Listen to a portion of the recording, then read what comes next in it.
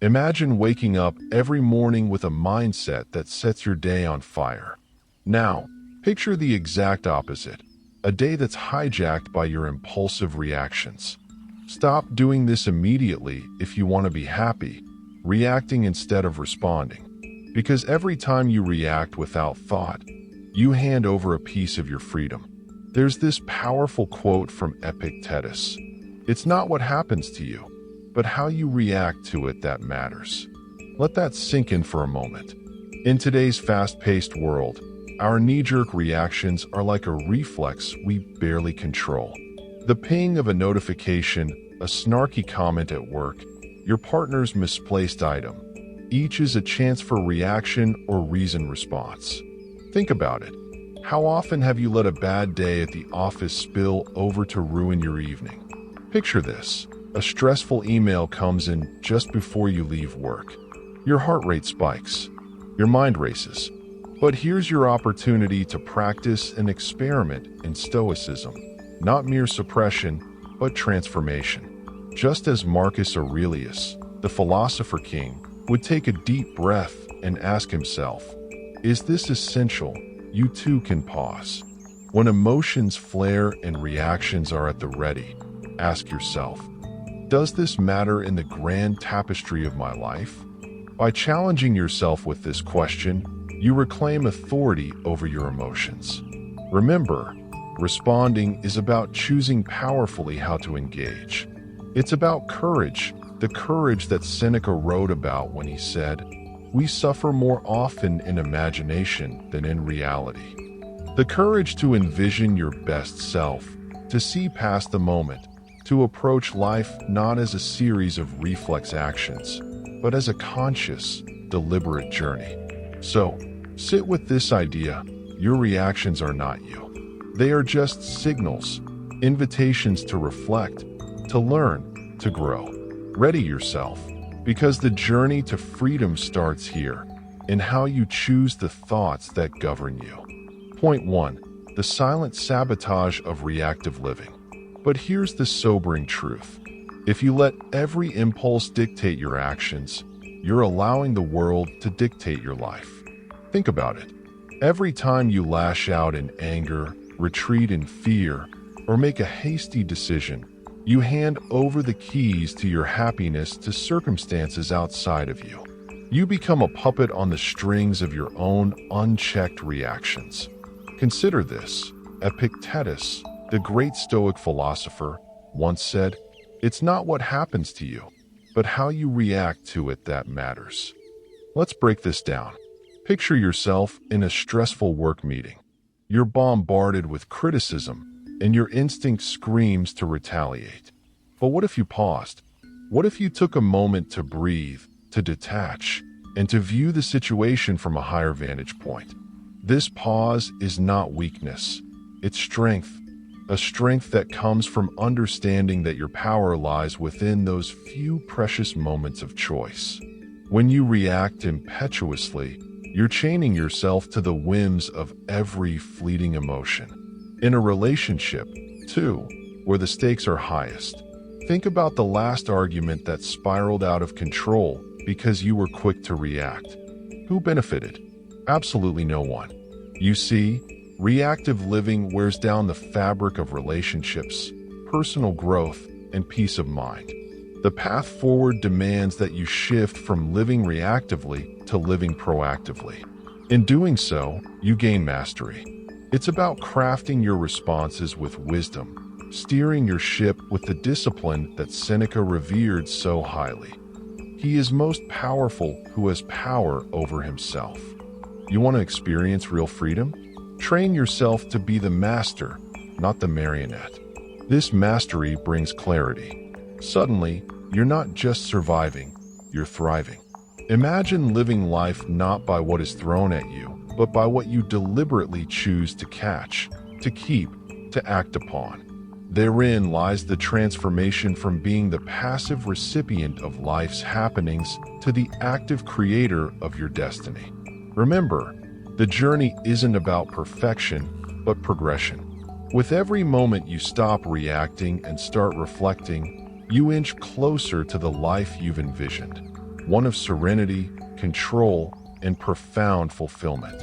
So ask yourself, who will you be today?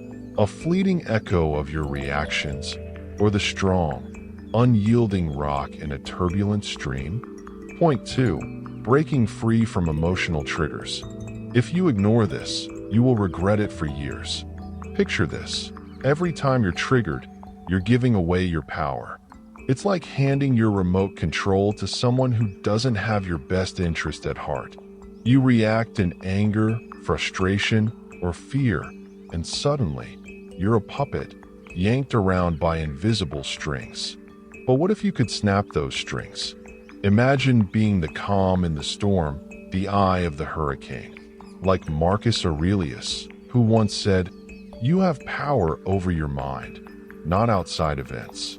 Realize this, and you will find strength. This is the essence of breaking free from emotional triggers. Consider a workplace scenario. Your boss criticizes your work in front of your peers. Your face flushes, heart races, and you're tempted to retaliate. In that moment, stop. Breathe. Now, how would a Stoic respond? Recognize that it's not the criticism that harms you, but your perception of it. By pausing and reassessing, you transform a potentially destructive reaction into a moment of growth and learning. Epictetus taught us, it's not what happens to you, but how you react to it that matters.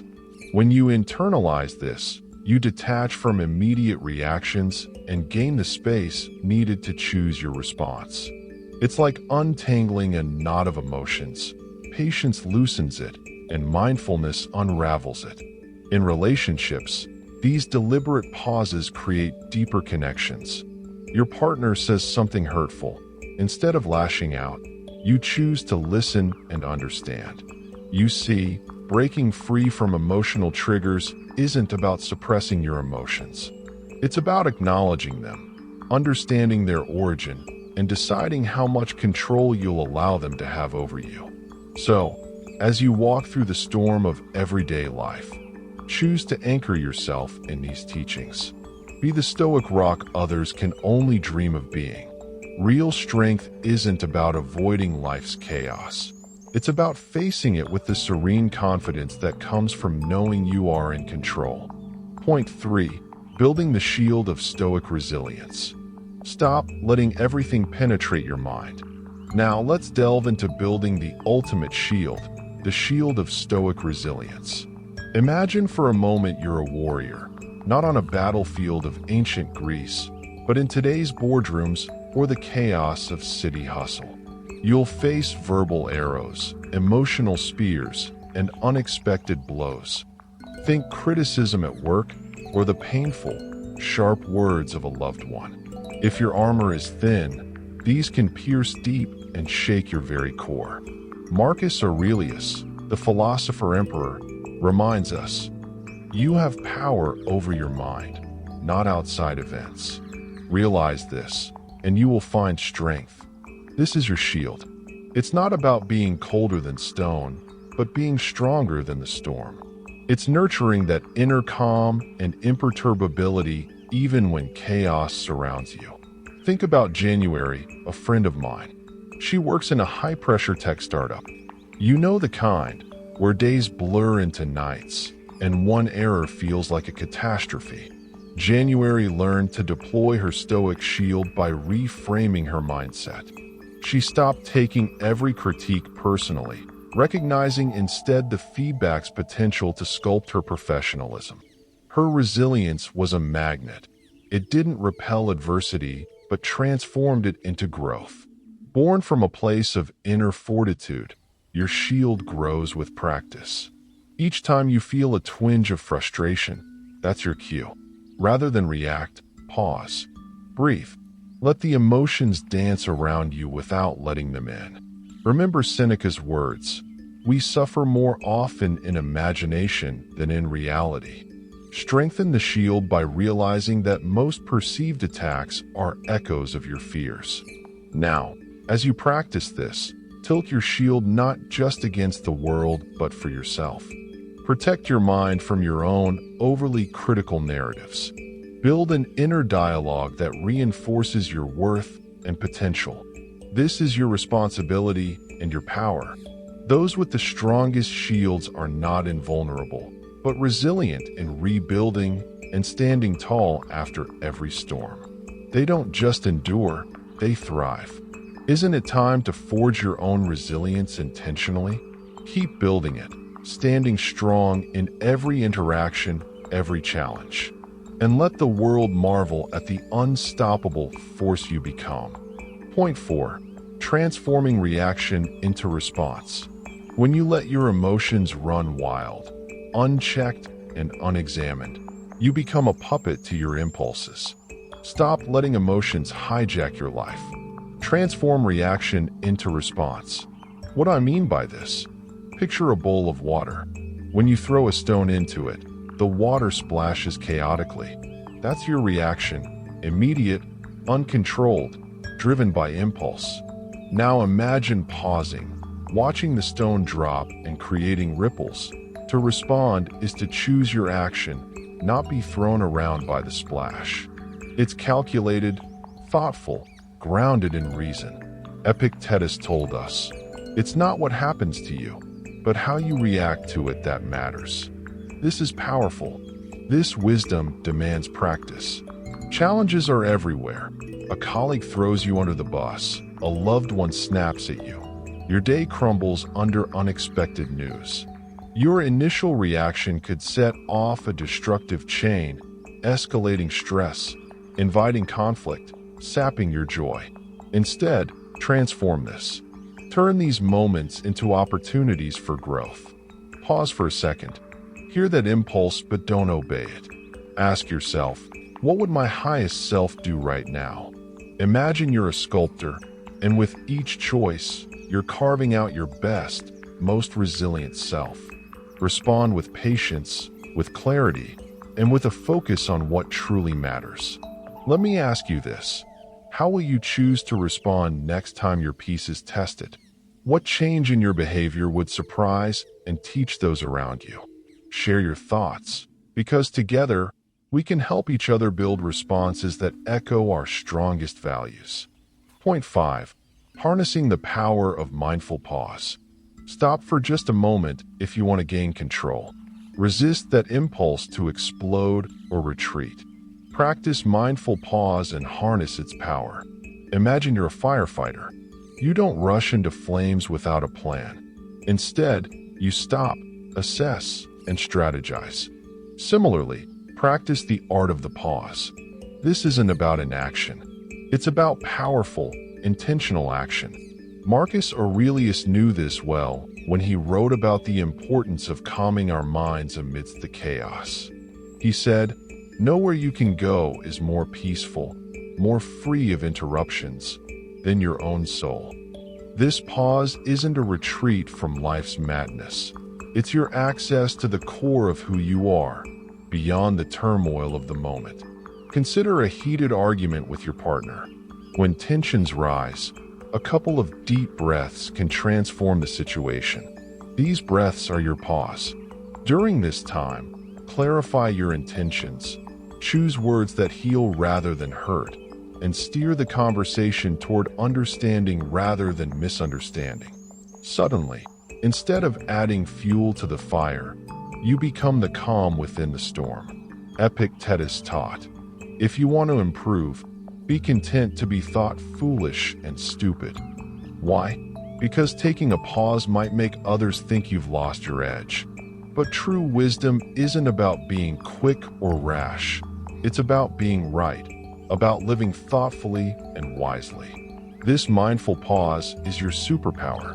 Use it to turn confusion into clarity, frustration into focus, and reaction into proactive response. Practice it today, tomorrow, and every time you face the unexpected. The more you engage with this intentional stillness, the more your reactions will reflect your highest values, and the more peace you'll bring into your world. And so, if you truly want to master your emotions, commit to the pause. It's a daily pursuit, like crafting a sculpture. Each moment of stillness chips away the excess. leaving the strength of who you are at your core. Seneca reminded us that it is not the man who has too little, but the man who craves more, that is poor. Delay that reaction. Don't crave the rush of retaliation or quick judgment. Instead, find richness in restraint. Think of the skilled chess player who pauses before every move, envisioning the board's full landscape. Life is your board. Your mind is the player. Each reaction is a move, momentary, yet impactful. Your greatest freedom lies in choosing your responses, not allowing them to choose for you. Practice it until it becomes second nature. You're not a slave to the winds, but a sailor navigating them. So, I urge you, next time you find your emotions boiling, remember your superpower. Let pause point towards power, clarity, and true wisdom. Be the master of your ships, not just a passenger in a storm. Keep your awareness sharp. Be patient with yourself, and let the echoes of calm resonate beyond the moment. Now go out there, practice the path of peace, and create the life of intention and impact you deserve. Take care, my friends. Until next time.